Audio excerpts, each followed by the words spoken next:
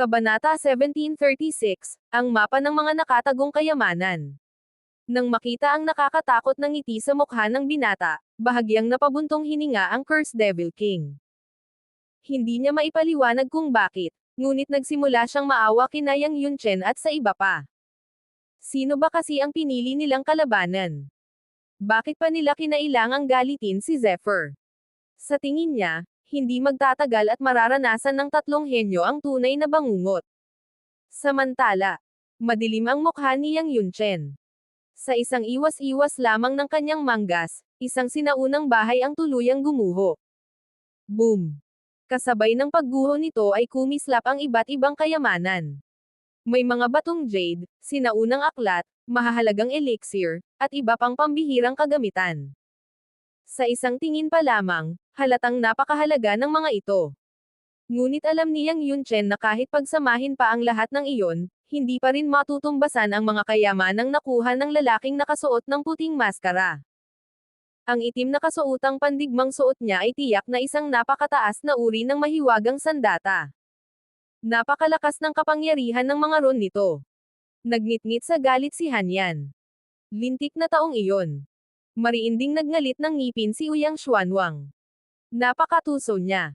Tinakpan pa niya ang kanyang mukha. Kahit sa lakas ng cultivation ko, hindi ko man lang makita ang tunay niyang anyo. At ang maskarang iyon. Isa ring pambihirang kayamanan. Silang tatlo ay kinikilalang mga pinakamahuhusay na henyo ng kani-kanilang akademya. Ngunit sa huli, hinayaan nilang maaga ng iba ang pinakamalaking pagkakataon. Lahat ng kanilang pinaghirapan ay napunta lamang sa ibang tao. Paano nila matatanggap ang ganoong kahihiyan? Pagkaraan ng ilang sandali, huminga ng malalim si Hanyan. Tama na. Huwag na muna nating habulin ang taong iyon. Nagbubukas lamang ang primordial space isang beses kada 500 taon. Hindi natin maaaring sayangin ang napakahalagang oras para lang sa paghihiganti. Mas mahalagang makahanap tayo ng mas marami pang kayamanan. Tumanggo si Uyang Xuanwang at inilabas ang isang lumang mapa. Hindi rin naman tayo umalis nang walang napala. Nakuha natin ang mapang ito mula sa lihim na silid. Bagamat 100 milya lamang ang saklaw nito, sapat na iyon upang mabilis nating mahanap ang mga nakatagong kayamanan. Maingat itong pinagmasdan ni Yang Yunchen bago bahagyang ngumiti. Maganda ang lokasyong ito. Kakaiba ang ayos ng lupain, at napapalibutan pa ng napakaraming sinaunang ron. Tiyak na may malaking kayamanang nakatago rito. Kung ganoon, kumilos na tayo. Sa isang kisap mata, ang tatlong pinuno ng mga akademya ay kumilos na parang malalakas na bug zone ng hangin at mabilis na nagtungo sa lugar na nakatala sa mapa. Hindi nagtagal, narating nila ang isa na namang sinaunang lugar ng mga guho. Bagamat winasak na ito ng paglipas ng panahon, kapansin-pansin pa rin ang maringal nitong anyo. Tahimik na minasdan ni Yang Yunchen ang mga gusali bago marahang nagsalita. Magsimula na tayo. Simulan. Dahil sa karanasan nila sa naunang porma sayon, alam na nila kung paano haharapin ang mga sinaunang ron. Walang pag-aalinlangan, sabay-sabay nilang pinakawalan ang kanilang malalakas na pag-atake at muling sinimulan ang pagwasak sa porma sayon. Ngunit habang abala ang tatlong henyo sa pagbubukas ng panibagong kayamanan, alam kaya nilang may isang pares ng malamig na matang lihim na nagmamasid sa bawat galaw nila. At muli na naman kaya silang mauunahan ni Zephyr. Abangan sa susunod na kabanata. Kabanata 1737, ang muling paglitaw ng Hari ng Sumpa. Mas mabilis na ngayon ang tatlong akademya sa pagwasak ng sinaunang porma sayon. Halos doble ang bilis nila kumpara sa unang pagkakataon. Rumble. Sunod-sunod na pagsabog ang umalangaw-ngaw. Nabasag ang kawalan, nayanig ang lupa, at ang buong paligid ay tila nilamon ng isang napakalakas na lindol. Habang papahina ng papahina ang liwanag ng Ron Formation, nagkatinginan sina Yang Yunchen, Uyang Xuanwang, at Hanyan. Kasunod nito, sabay-sabay silang nagpakawala ng malakas na sigaw. Ang kanilang true energy ay sumabog na parang rumaragas ang baha. Sa isang iglap, nagbitak ang lupa at tuluyang bumigay ang sinaunang Ron Formation sa pinagsama nilang lakas. Sa pagkakataong ito, wala nang makakapigil sa atin. Pumasok na tayo. May bakas ng pananabik sa mukha ni Yang Yunchen. Ngunit sa mismong sandaling iyon. Swoosh! Swoosh! Swoosh! Siyam na figure ang biglang lumitaw. Kasabay ng kanilang pagdating ay isang napakalakas na presyon na parang rumaragas ang karagatan. Walang pag-aalinlangan, sabay-sabay silang sumalakay sa mga mandirigma ng tatlong akademya. Lintik. Napuno ng galit si Yang Yunchen. Noong una, naunahan sila ni Zephyr dahil sa kalansay. Ngayon, may panibago na namang humaharang sa kanilang daraanan. Lalong nagnitngit ang kanyang mga ngipin. Mas nakakatakot pa rito, ang siyam na nilalang na iyon ay tila walang takot sa kamatayan. Hindi sila umatras kahit isang hakbang. Anumang sugat ang matanggap nila, patuloy pa rin silang sumusugod. Para silang mga halimaw na hindi kayang patayin. Umuungol. Malakas na umungal ang dambuhalang tigre ni Uyang Xuanwang. Ang nakabibinging alon ng tunog ay rumagasa patungo sa siyam na figure. Bang! Bang! Bang! Tatlo sa kanila ang agad na naglaho. Ngunit nanlaki ang mga mata ni Hanyan. May mali. Hindi sila tunay na tao. Mga avatar lang sila. Kasabay nito, nagpakawala rin siya ng naglalagablab na apoy at tinamaan ang isa sa mga figure. Ngunit sa halip na masunog, naglaho lamang ito na parang usok. Biglang. Isang paos na tawa ang umalangaw-ngaw sa buong lugar. Ha ha ha. Salamat sa pagkakataon. Biglang bumilis ang tibok ng puso ni Yang Yunchen at ng iba pa. Sa harap nila ay nakatayo ang isang lalaking nakasuot ng puting maskara at itim na kasuotang pandigma na kumikislap sa liwanag ng mga ron. Siya ay walang iba, kundi si Zephyr. Habang abala silang lahat sa pakikipaglaban sa mga avatar, tahimik na siyang nakapasok sa loob at nakuha na naman ang lahat ng mahahalagang kayamanan. Lintik ka. Namula sa matinding galit ang mga mata ni Yang Yunchen, Uyang Xuanwang, at Hanyan. Maging ang iba pang mga mandirigma ay halos mabaliw sa galit. Ilang ulit na silang nagsumikap upang sirain ang mga porma sayon. Ngunit sa bawat pagkakataon, si Zephyr pa rin ang nakikinabang. Mamatay ka. Kasabay ng nakabibinging sigaw ni Yang Yunchen, iwinasiwas niya ang kanyang manggas. Sa isang iglap, isang napakalaking bugzo ng true energy ang rumagasa patungo kay Zephyr. Saan man ito dumaan, halos mabiyak ang mismong kalawakan. Ngunit sa halip na mataranta, isang malamig na tawa ang umalangaw-ngaw. Sok! Sok! Sok! Kasabay nito, isang maitim na anino ang lumutang mula sa katawan ni Zephyr. Unti-unting nagpakita ang hari ng sumpa. Sa kanyang kamay ay isang napakalaking itim na karit na naglalabas ng nakakatakot na aura ng kamatayan. At sa paglitaw niya, biglang nanlamig ang buong kapaligiran. Ano ang tunay na kapangyarihan ng hari ng sumpa? Kakayanin ba ni Yang Yunchen na harapin ang nilalang na ito, o muli na namang makakatakas si Zephyr habang tanden ang panibagong kayamanan? Abangan sa susunod na kabanata. Kabanata 1738 Ang kapangyarihan ng Ice Flame Supreme. Iwinasiwas ng Cursed Devil King ang kanyang Death Sickle, at sa isang iglap ay naglaho ang napakalakas na atake ng tunay na enerhiya. Mula nang mapasakamay niya ang Death Sickle, lalo pang lumakas ang kanyang kapangyarihan. Ang lakas ng kanyang mga sumpa ay umabot na sa isang antas na halos hindi maisip. Swoosh! Nagbuga ang Nine Netherbird ng naglalagablab na itim na apoy. Sa isang kisap mata, lumawak ito at naging isang dagat ng apoy na lumamon sa mga mandirigmang nasa harapan. Sunod-sunod na umalangaw-ngaw ang mga sigaw ng paghihirap. Sinamantala ni Zephyr ang pagkakataon at muling naglaho na parang isang multo. Bago tuluyang mawala, isang mapanuyang tinig ang iniwan niya. Sa inyong lahat. Maraming salamat. Ang mga salitang iyon ay parang apoy na lalo pang nagpasiklab sa galit ng lahat. Arg! Nanginginig sa matinding galit si Yang Yunchen. Bilang isa sa pinakadakilang henyo ng kanyang henerasyon, sanay siya ang kumukuha ng pagkakataon ng iba. Kailanman ay wala pang nang ahas na magnakaw ng kayamanang dapat ay mapasa kanya. Ngunit ngayon, 2 ulit na siyang nalinlang ni Zephyr. Gagamitin ko ang lahat ng aking lakas para patayin ang walang hiyang iyon. Galit na galit din si Uyang Xuanwang. Agad niyang hinabol si Zephyr habang nakasakay sa kanyang mabangis na tigre. Mamatay ka. Isang malamig na sigaw ang umalangaw-ngaw sa buong kalangitan. Itinaas ni Yang Yunchen ang kanyang kanang kamay. Sa itaas ng himpapawid, unti-unting nabuo ang isang napakalaking bakas ng palad na nagtataglay ng napakalupit na kapangyarihan. Mistula itong isang bundok na bumabagsak mula sa langit. Sa paglapag nito, nabiyak ang lupa at maraming malas na mandirigma ang nadamay at agad na nasawi. Boom! Buong lakas na tumama ang dambuhalang palad kay Zephyr. Haha!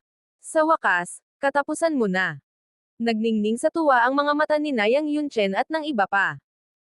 Matagal nila siyang hinabol, at ngayon ay naniniwala silang wala na siyang kawala. Ngunit, may nangyaring hindi nila kailanman inasahan. Biglang kumislap ang itim na kasuotang pandigma ni Zephyr. Isang makapangyarihang enerhiya ang bumalot sa kanyang katawan. Nang tumama ang napakalaking bakas ng palad. Hindi man lang siya natinag. Madaling hinarang ng kasuotang pandigma ang buong lakas ng pag-atake. Paano? Posible iyon. Nanlaki ang mga mata ni Yang Yunchen sa matinding pagkabigla.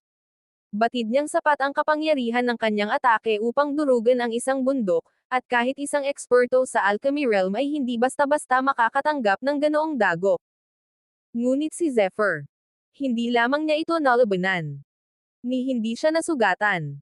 Napanganga ang lahat habang nakatitig sa itim na kasuotang pandigma. Ang kasuotang pandigma na iyon. Napakalakas ng depensa. Hindi ito maihahambing sa karaniwang banal na sandata. Sa sandaling iyon, saka lamang nila napagtanto. Ang tunay na kayamanang nakuha ni Zephyr ay higit na mas mahalaga kaysa sa inaakala nila. Ngunit sapat na ba ang kapangyarihan ng Ice Flame Supreme upang makatakas siya sa tatlong nagngangalit na henyo? O may nakatago pa siyang mas nakagugulat na alas na magpapayanag sa buong primordial space? Kabanata 1739 Galit ng tatlong henyo. Umungol si Uyang Xuanwang habang bakas sa kanyang mukha ang matinding galit at kasakiman. Kung mapasa sa kanya ang napakalaking kayamanang iyon, tiyak na tataas ng maraming ulit ang kanyang kakayahang depensahan ang sarili. Tama. Ang kasuotang pandigmang iyon ang hamarang sa napakalakas na palad ni Yang Yunchen. Maging si Hanyan ay hindi napigil ang mamangha. Swoosh! Bago pa man tuluyang makapag-react ang lahat, muling kumilos si Zephyr. Sa isang iglap, inilabas niya ang crystal bamboo sword, pinabagsak ang ilang mandirigmang humaharang sa kanyang daraanan, nilusot ang pagkubkob, at muling naglaho na parang kidlat. Lintik. Saan ka tatakas? Nang makitang muli na namang makakatakas si Zephyr, agad na sumiklab ang galit ni Yang Yunchen. Hindi siya nag-atubili at naging isang sinag ng liwanag habang buong bilis na humahabol. Humph! Sa tingin mo ba? Mapipigilan mo ako? Malamig na umalangaw-ngaw ang paos na tinig ni Zephyr. Kasabay ng kanyang mga salita, biglang naglaho ang kanyang anyo at naging tila isang kidlat. Lalong dumobble ang kanyang bilis. Boom! Sa sobrang bilis ng kanyang paggalaw, maging ang espasyo ay nabiyak at nagkaroon ng maliliit na bitek. Ang walang hiya. Kanina pa niya tayo pinaglalaroan. Hindi makapaniwala ang lahat ng naruroon. Kahit sila ay mga kilalang eksperto, wala ni isa ang makahabol sa bilis ni Zephyr. Habulin siya. Hindi siya pwedeng makatakas. Ngayon lang ako nalinlang ng ganito. Galit na sigaw ni Uyang Xuanwang. Kailangan ko siyang patayin. Malamig namang nagsalita si Yang Yunchen. Ako, si Yang Yunchen, ay hindi pa kailanman ginawang katawa-tawa ng sinuman. Kahit saang akademya pa siya nanggaling, hindi ko siya patatawarin. At hindi lamang siya. Pati ang kanyang mga kaibigan at mga taong malapit sa kanya ay pagbabayarin ko rin. Ito ang magiging kapalit ng pang-aalipuste niya sa akin. Ngunit walang pakialam si Zephyr sa kanilang mga pagbabanta. Habang mabilis na tumatakas, tahimik niyang sinusuri ang kapangyarihan ng Ice Flame Supreme Battle Armor. Napakahusay. Dati, karaniwang robo lamang ang aking protection. Ngunit ngayon, sa tulong ng kasuotang pandigmang ito, ang aking depensa ay umabot sa isang nakakatakot na antas. Maging ang napakalakas na palad ni Yang Yunchen ay nabawasan ng halos kalahati ng lakas nito. Mukhang maliit lamang ang pagbawas ng kalahati. Ngunit para sa isang eksperto sa alchemy realm na tulad ni Yang Yunchen, napakalaking bagay nito. Bukod sa napakataas ng kanyang cultivation, pambihira rin ang kanyang lakas sa pakikipaglaban. Kaya niyang makipagsabayan kahit sa isang ikatlong antas ng alchemy realm. At gayon paman, madali pa ring napahina ng kasuotang pandigma ang kanyang pag-atake. Kung isang ordinaryong eksperto lamang sa ikasyam na antas ng spirit realm ang umatake, marahil ay hindi na iyon sapat upang masugatan pa si Zephyr. Napakabangis talaga ng kasuotang pandigmang ito. Bahagyang ngumiti si Zephyr. Yang Yunchen. Malamang ay nagngangalit ka na ngayon. At sina Ouyang Xuanwang at Hanyan. Tiyak na halos mabaliw na rin sa galit. Pero huwag kayong mag-alala. Simula pa lamang ito. Marami pa tayong oras upang maglaro. Sa kasalukuyang lakas ni Zephyr, ang pagpatay sa isang ordinaryong eksperto ng ikasyam na antas ng spirit realm ay isa na lamang napakadaling gawain. Ngunit habang lalo niyang nilalaro ang tatlong henyo, hindi ba niya unti-unting itinutulak ang sarili sa isang mas malaking panganib? At anong mas nakakatakot na pagsubok ang naghihintay pa sa kanya sa kailaliman ng primordial space? Kabanata 1740 ang unang henyo ng Genius List. Sa kasalukuyan, tanging ang mga eksperto na nakaabot na sa alchemy realm ang may kakayahang hamanin si Zephyr. Bukod pa rito, taglay na niya ngayon ang Ice Flame Supreme Battle Armor, na lalo pang nagpataas sa kanyang depensa.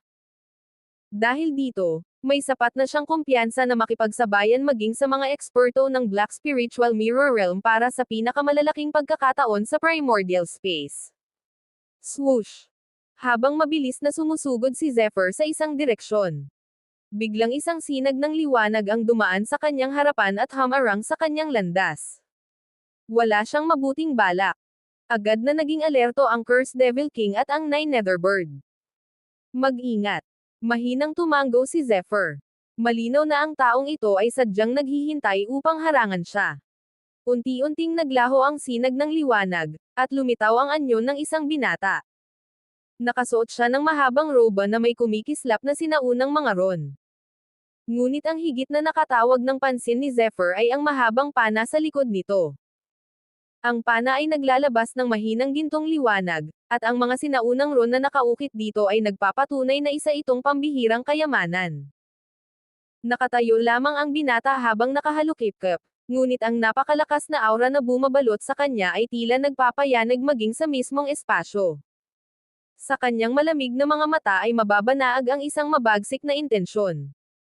Mistula siyang isang nakahandang palaso na anumang sandali ay tatagos sa puso ng kanyang kalaban.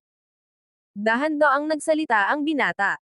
Ikaw ang unang taong nakita kong nagawang paglaruan sina Yang Yunchen, Hanyan, at Ouyang Xuanwang. Kaibigan. Aaminin kong kahanga-hanga ang tapang mo.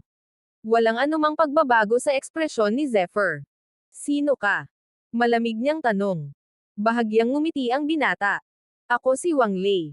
Ang numero 1 sa Genius List. Kasabay ng kanyang pagpapakilala, unti-unti niyang ibinaba ang kanyang mga kamay. Boom! Isang napakalakas na presyon ang sumabog mula sa kanyang katawan at bumalot sa buong paligid, na tila isang dambuhalang bundok ang bumagsak mula sa langit. Isa na naman siyang eksperto sa alchemy realm. Tahimik na sinuri ni Zephyr ang aura ng kanyang kaharap. Mas malakas siya kaysa kay Yang Yunchen.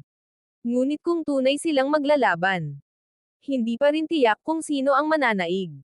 Sa kanyang tabi, malamig na ngumiti ang Cursed Devil King.